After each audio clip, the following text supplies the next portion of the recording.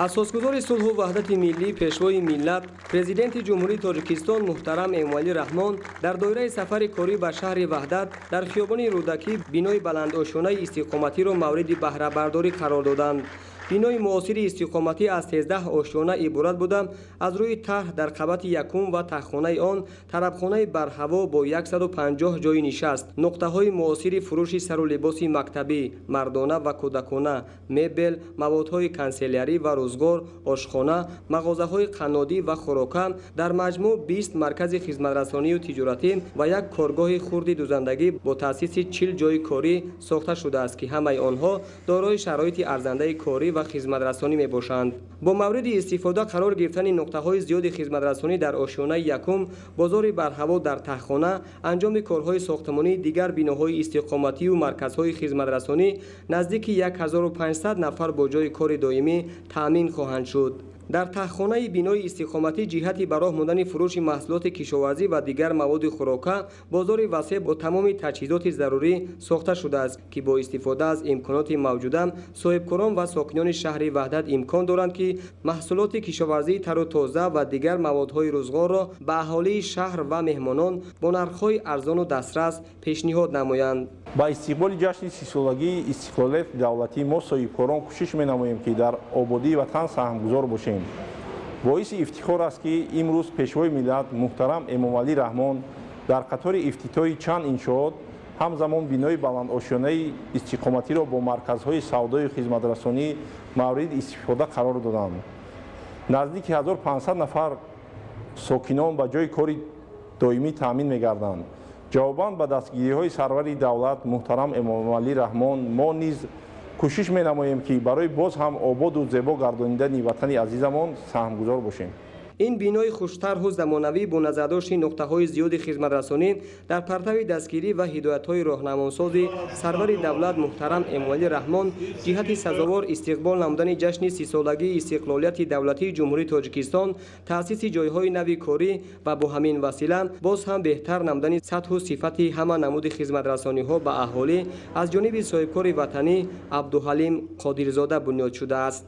برای تأمین زنان و دختران با جایهای نوی کاری، جلب آنها به آموزش کسب دوزندگی، به راه ماندن استحصال وطنی و قانع کردن طلبات خوانندگان مؤسسه‌های تعلیمی شهر وحدت با سر و لباس مکتبی در آشیانه یکم بینای نوی استقامتی در برابر دیگر مرکزهای خدمترسانی همزمان کارگاه دوزندگی و نقطه فروش سر و لباس مکتبی ساخته شده است. در همین جا پیشوای ملت پرزیدنت جمهوری تاجیکستان محترم امامعلی رحمان از شرایط موجوده مرکزهای خدمترسانی و کارگاه دوزندگی شناس شده با زنان و دختران صحبت آزاد و صمیمی انجام دادند. پیش وقت همین کسب رو من میتونستم اما در خانه نمیدوختم. حاضر خوبتر شد که همچنین کارخانه ها رو بنیاد کردم و ما برآمده از خانه همین کارا رو در جایهای شرایط تشنه ما اومده کار میکنیم.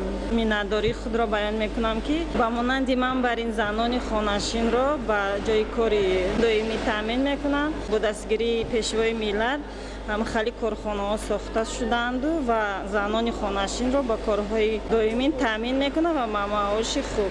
خاطررسان می‌نماییم که سنگ اساس بینای استقامتی در خیابان رودکی 15 اپریل سال 2014 ضمن سفر کاری سرور دولت محترم امامعلی رحمان به شهر وحدت گذاشته شده بود. در این مدت برای انجام با صفت کارهای ساختمانی با جلب بیش از 80 نفر متخصص و کارگران محلی مصالح ساختمانی استحصال وطنی از جمله سمنت از کارخانه جمعیت دارای مسئولیت محدود یاقوت 2000 استفاده گردید. در طربخانه نوبنیاد بنا با مقصد تطبیق سیاست انسانپرورانه پیشوای ملت جهت دستگیری و کمک رسانیدن به قشر نیازمند جامعه و کودکان خوش‌طالع از جانب پیشوای ملت تحفه‌ها و شیرینی‌ها تقدیم کرده شد. ضمن سخنرانی سرور دولت محترم امامعلی رحمان تاکید نمودند که کودکان آینده ملتند. محض با همین مقصد دولت و حکومت مملکت برای بهتر نمودن شرایط تعلیم و تربیت و نگاهبین همه‌جانبه آنها اقدام‌های شایسته را عملی می‌نماید تا آنها همچون نسلی باسواد و خودشناس به کمال رسند و آینده در پیشرفت تاجیکستان عزیز سهمی ارزنده گذارند. امروز در شهر وحدت محترم جناب عالی پیشوای ملت معظم ما امامعلی رحمان تشریف خیش را آوردند که به نهایت مردم شهر وحدت از این سربلند هستند، خوشحال هستند. در همین آشیانه یکم همین بنا ما نیز یک مغازه فروش شیرینی ها را تشکیل کرده ایم و به نهایت از جناب عالی منتداری خیش رو بیان میکنیم که من پیش از همه بانوان ما، زنان بانوان شهر وحدت خیلی هم شاد گشتن که در اینجا چنین مغازه گشوده شده است. من یوسفا مرحبا، ساکن شهر وحدت. من از جناب عالی از صمیم قلب منتداری خود را بیان میکنم که با ما دخترای خانشین چنین شرایط ها را مهیا کردند و ما صاحب جای کار شدیم. بینای معاصر استقامتی در مساحت عمومی 25751 متر مربع قامت افروخته از 297 خانه 1، 2 و 3 حجرگی عبارت می باشد. در پیروی از سیاست پیشگرفته پیشوای ملت، شخصان نیازمند جامعه، کودکان یتیم و بی‌پرستار همیشه دستگیری یافتند. برای بهتر شدن شرایط زیست و زندگانی و با لیدرروحی آنها تدبیرهای شایسته اجتماعی عملی کرده می شود. پرزیدنت جمهوری تاجیکستان محترم امامعلی رحمان بینای معاصر استقامتی و مرکزهای خدمت رسانی را به ساکنان تبریک و تهنیت گفته در همین جا به 10 عائله نیازمند کلید خانه‌های استقامتی را سپاریدند. امروز یک روز بسیار مبارک، یک روز بسیار خجسته و همایون بود.